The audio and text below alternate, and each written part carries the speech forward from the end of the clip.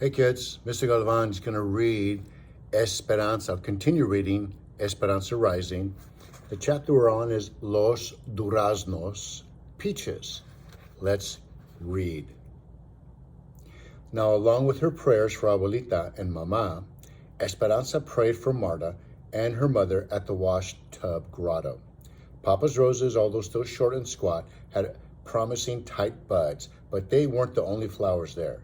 She often found that someone had put a posy of sweet asylum in front of the statue, or a single iris, or had draped a honeysuckle vine over the top of the tub. Lately, she had seen Isabel there every evening after dinner, kneeling on the hard ground. "Isabel, are you saying a novena?" asked Esperanza, when she found her at the statue yet again one night. "It seems that you have been praying for at least 9 days. Isabel got up from her dedication and looked up at Esperanza. "I might be Queen of the May in 2 weeks. On May Day, there is a festival at my school, and a dance around a pole with colored ribbons.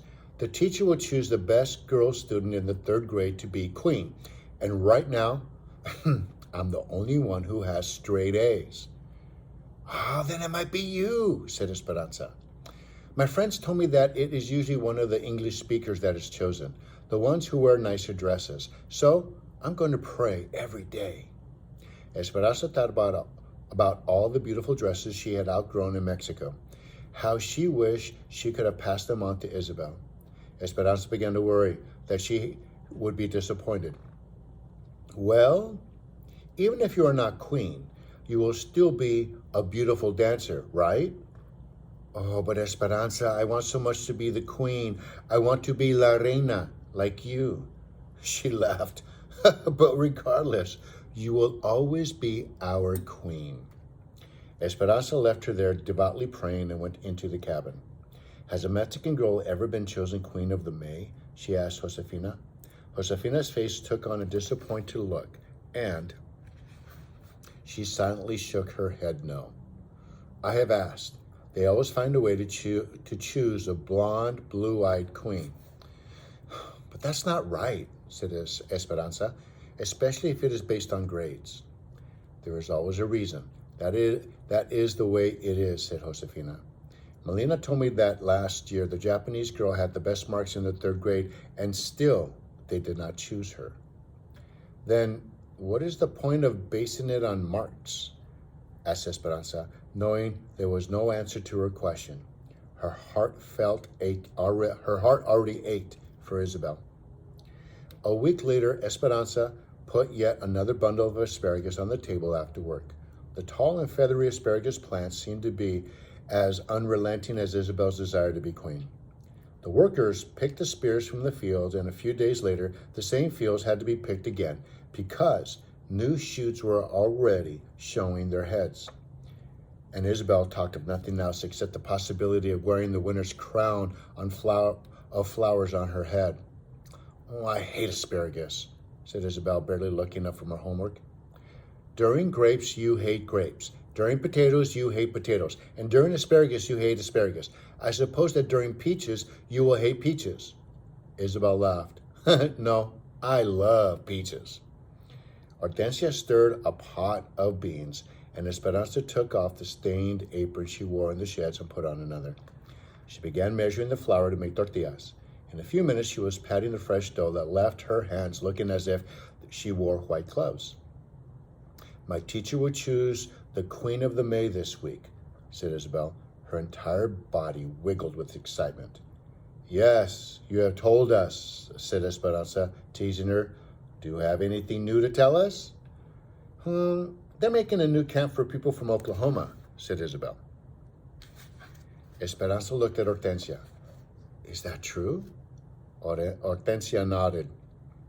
They announced it at the camp meeting. The owner of the farm brought some army barracks from an old military camp and is moving them onto the property, not too far from here. "They get inside toilets and hot water, and a swimming pool," said Isabel. "Our teacher told us all about it, and we will all be able to swim in it." "1 day a week," said Hortensia, looking at Esperanza. "The Mexicans can only swim on Friday afternoons, before they clean the pool on Saturday mornings." Esperanza pounded the dough a little too hard. Do they think we are dirtier than the others? Hortensia did not answer, but turned to the stove to cook her tortilla on the flat black comal over the flame. She looked at Esperanza and held her fingers to her mouth, signaling her not to discuss too much in front of Isabel. Miguel walked in, kissed his mother, then picked up a plate and a fresh tortilla and went to the pot of beans. His clothes were covered in mud that had dried gray. How did you get so dirty? Asked Hortensia. Miguel sat down at the table. A group of men showed up from Oklahoma. They said they would work for half the money, and the railroad hired all of them. He looked into his plate and shook his head. Some of them have never even worked on a motor. My boss said that he didn't need me, that they were going to train the new men. He said I could dig ditches or lay tracks if I wanted. Esperanza stared at him, her floured hands in midair. And what did you do? Can you not tell from my clothes? I dug ditches. His voice was sharp, but he continued eating as if nothing were wrong. Miguel, how could you agree to such a thing? Said Esperanza. Miguel raised his voice. What would you have me to do instead? I could have walked out, but I would have no pay for today. Those men from Oklahoma have families too. We must all work at something or we will all starve. A temper Esperanza did not recognize raised to the surface. Then, like the irrigation pipes in the fields when the water is first turned on, her anger burst forth. Why didn't you tell your boss? Tell the others to dig the ditches. She looked at the dough she was holding in her hand and threw it at the wall. It stuck for an instant and then slowly slid down the wall, leaving a darkened trail. Isabel's serious eyes darted from Miguel to Esperanza to Hortensia. Are we going to starve? No, they all answered at the same time. Esperanza's eyes were on fire. She stamped out of the cabin, slamming the door, and walked past the mulberry and the chinaberry trees to the vineyard. She hurried down a row, then cut over to another. Esperanza! She heard Miguel's voice in the distance, but she didn't answer. When she got to the end of one of the rows, she moved up to another. Ansa! She could hear him running toward the rows, catching up with her. She kept her eyes on the tamarisk trees in the far distance and walked faster. Miguel eventually caught her arm and pulled her around. What is the matter with you? Is this the better life that you left Mexico for? Is it? Nothing is right here. Isabel will certainly not be queen, no matter how badly she wants it, because she is Mexican. You cannot work on engines because you are Mexican. We have gone to work through angry crowds of our own people who threw rocks at us, and I'm afraid they might even have been right. They send people back to Mexico even if they didn't belong there, just for speaking up. We live in a horse stall, and none of this bothers you? Have you heard that they are building a new camp for Okies with a swimming pool? The Mexicans can only swim in it on the afternoon before they clean it. Have you heard they will be given inside toilets and hot water? Why is that? Miguel, is it because they are the fairest in the land? Tell me, is this life really better than being a servant in Mexico? Miguel looked out over the grapes where the sun set low on the horizon, casting long shadows in the vineyard. He turned back to her. In Mexico, I was a second-class citizen. I stood on the other side of the river, remember? And I would have stayed that way my entire life. At least here, I have a chance, however small, to become more than what I was. You obviously can never understand this because you have never lived without hope. She clenched her fist and closed her eyes tight in frustration.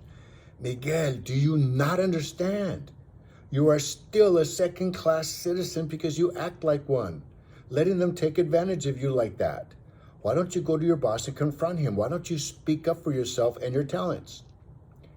You are beginning to sound like the strikers. Esperanza, said Miguel coldly, there is more than one way to get what you want in this country.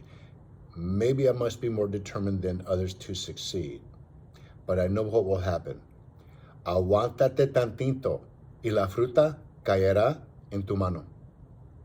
The words stopped her as if someone had slapped her face. Papa's words. Wait a little while and the fruit will fall into your hand. But she was tired of waiting. She was tired of Mama being sick and Abuelita being far away and Papa being dead. As she thought about Papa, tears sprang from her eyes and she suddenly felt weary, as if she'd been clinging to a rope but didn't have the strength to hold on any longer. She sobbed with her eyes closed and imagined she was falling, with the wind whooshing past her and nothing but darkness below. Ansa, could I fall all the way back to Mexico if I never opened my eyes again? She felt Miguel's hand on her arm and opened her eyes. Ansa, everything will work out, he said. Esperanza backed away from him and shook her head. How do you know these things, Miguel? Do you have some prophecy that I do not?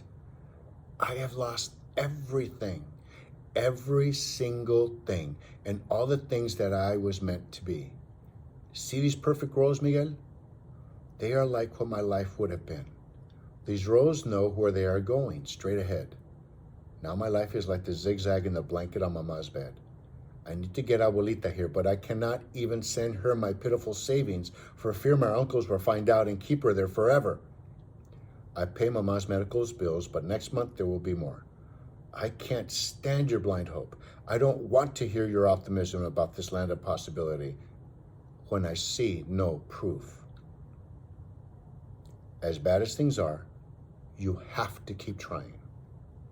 But it does no good. Look at yourself. Are you standing on the other side of the river? No, you are still a peasant. With eyes as hard as green plums, Miguel stared at her, and his face contorted into a disgusted grimace. And you still think you are a queen. And that's the end of part A.